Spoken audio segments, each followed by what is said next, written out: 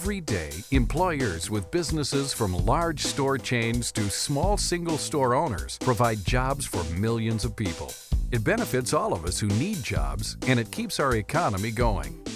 But this year, thousands of businesses will fail that could have succeeded.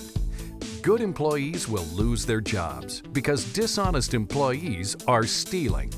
Employee theft is so serious that 30% of business failures this year will be caused by the theft of their own workers. The last 3 people you've been watching are an example. They have just stolen money from their employer. Did you see it? Let's watch again. This cashier has been trusted by her manager to reconcile the cash in her register each day. Over time, there have been signs that something isn't right. At this moment, she is slipping a $20 bill into a notebook under the cash bag. She plans to retrieve it later. This cashier is crumpling another $20 in her right hand and has just tucked it into her apron. A third employee has finished helping a customer. Now, she decides to help herself. These employees were caught because their employers knew what to look for. By the end of this program, you'll also know what to look for. Experienced retailers know that they have more to fear from their own employees than from shoplifters. But many new businesses and small retailers don't learn that lesson until it's too late.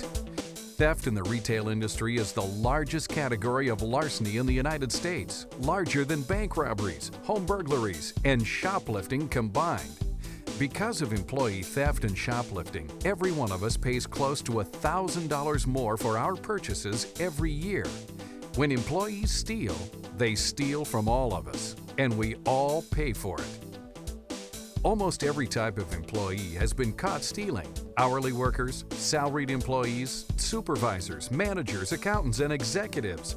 It doesn't matter if workers are young or old, and it doesn't matter if employees are recent hires or people who have been working at the same company for 30 years or longer.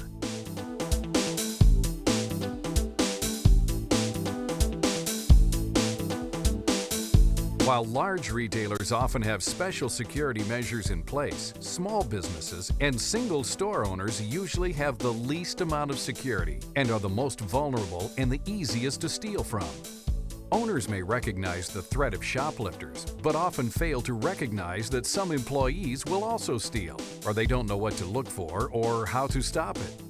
3 conditions exist that lead to employee theft: motive, opportunity, and the means to get away with it.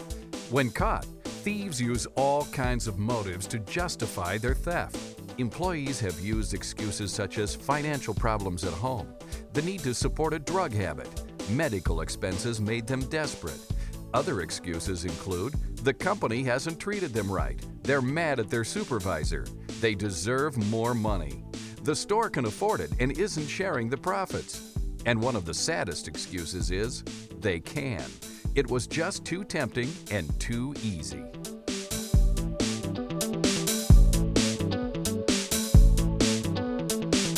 It's your responsibility as a business owner to remove the opportunities to steal and stop making it so easy and tempting.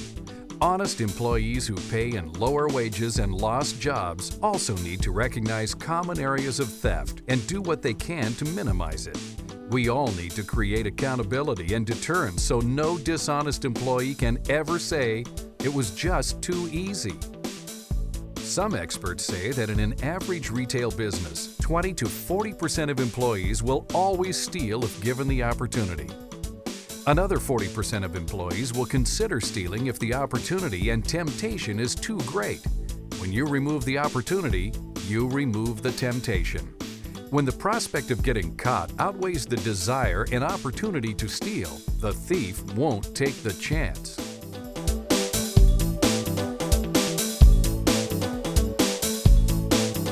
In the retail environment, 3 main areas of theft involve cash stolen at the register, directly from customers or the store, merchandise stolen off the retail floor, and theft of goods and supplies from the stockroom or warehouse. We can't show you every method thieves might use, but we'll cover these common areas and some clues to watch for. Most theft involves cash stolen directly at the register. You're in a hurry. I'm sorry. We'll get it rolling. I'm so glad you chose this one. It really looked cute. Thank you. I love it. Just the right colors. Well, ring it up. Is it going to be cash, check, or charge? I think I'll do cash today. All right. $47? Oh, what a deal. Out of 60? Out of 60.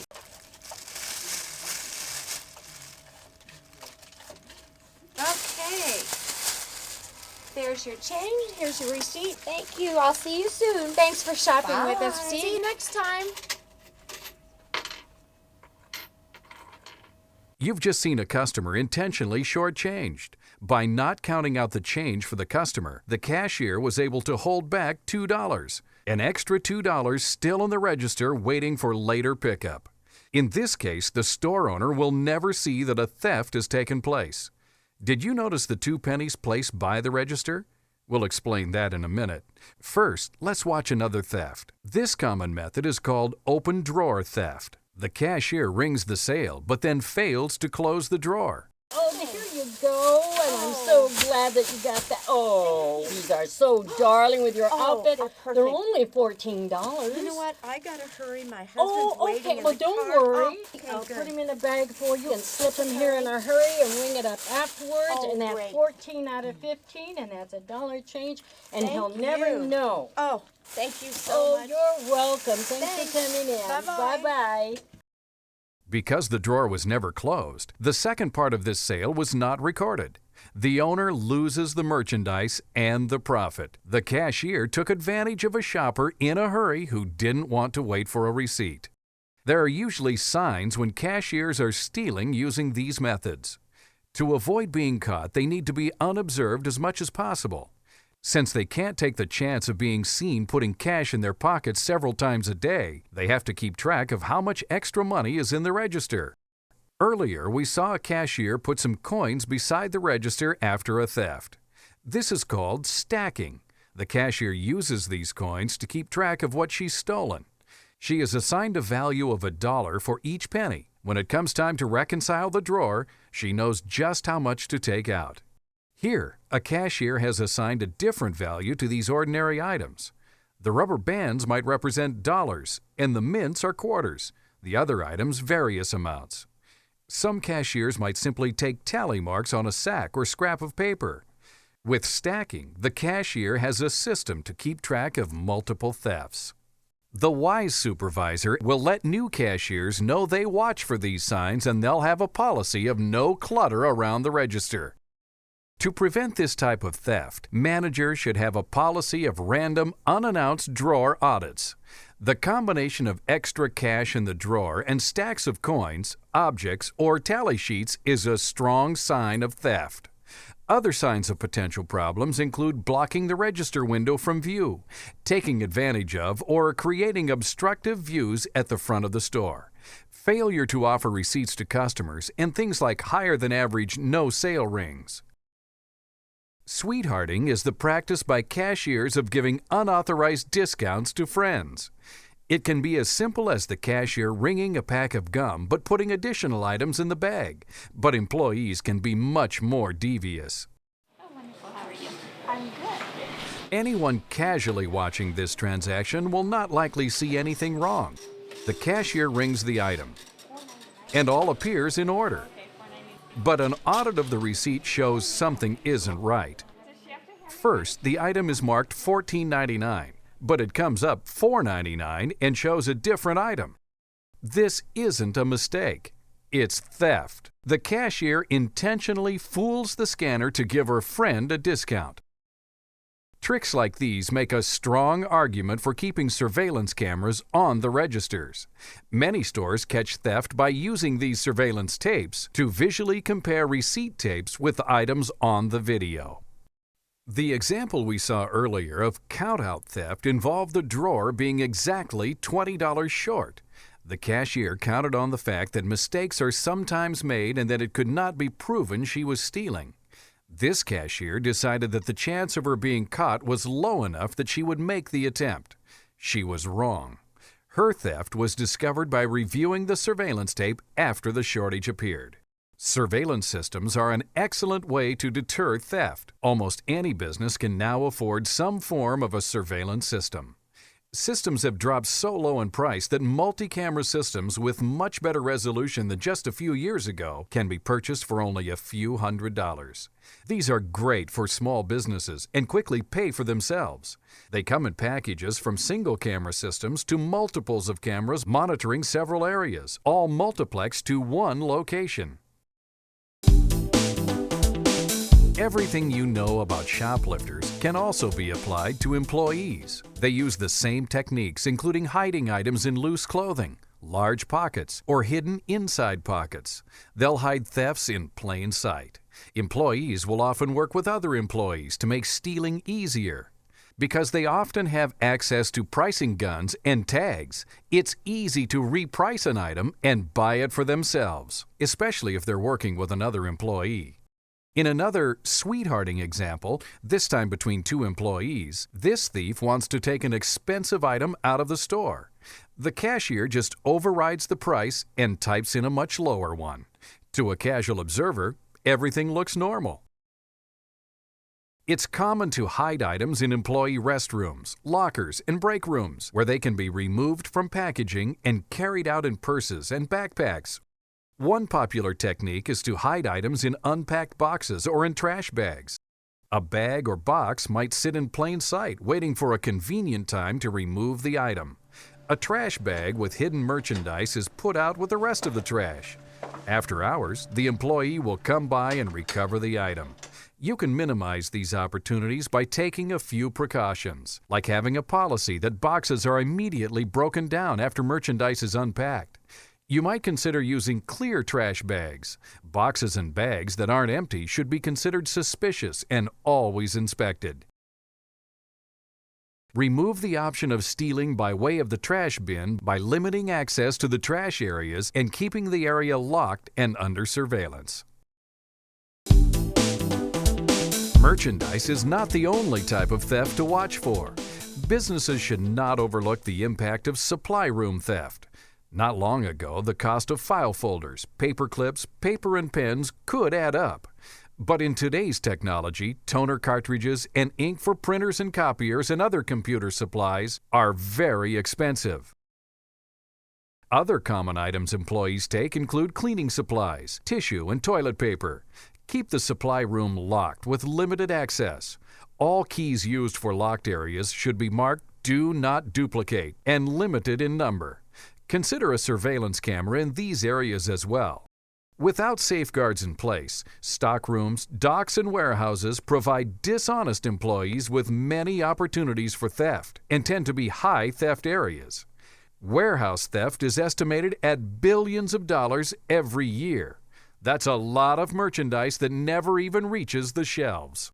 Unsecured and unattended items are easy targets. Employees working alone and therefore unobserved may find opportunities to steal very tempting.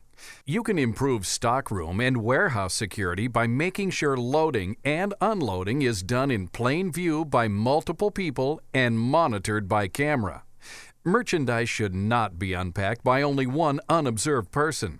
You should use an inventory tracking system, and you should never pay an invoice until you have the packing list. Unattended merchandise should be secured in locked areas as much as possible. Boxes should be broken down quickly. Stored pallets should be wrapped with shrink material to make theft more difficult and more visible. Thieves in all of the situations we've seen so far try to play percentages to avoid being caught. If they know their manager's routines and the weaknesses in your security, they're more likely to steal. The best thing you can do physically to minimize theft in your store is to maintain surprise and unpredictability in your random audits and inspections. In the warehouse, this means security will walk through at random times, speaking to employees, inspecting boxes, trash, and cameras. When you speak to workers, they know you've noticed them. When they know you are monitoring them, it will make dishonest employees wary. At the register, random and unannounced audits of the cash drawer make it much less likely dishonest employees will risk stealing and hiding cash. We've covered just a few of the methods of employee theft, But by now, you should have an awareness that it can happen to you. If you use this awareness to put policies in place to reduce opportunities and temptation to steal, you can avoid being part of the 30% of all business failures caused by employee theft. Remember, the #1 deterrent to dishonest employees is the fear they will be caught. To sum it up, your employee should know that you are aware of the methods and means dishonest employees use to steal. They should know that surveillance is used for the benefit of everyone. They should know that unannounced audits of the cash drawers and walk-through inspections will happen at any time.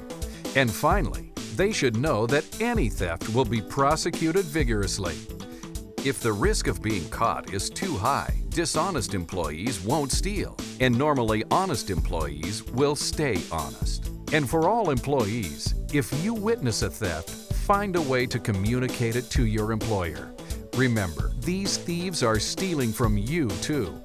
It's the right thing to do, because we all pay for employee theft.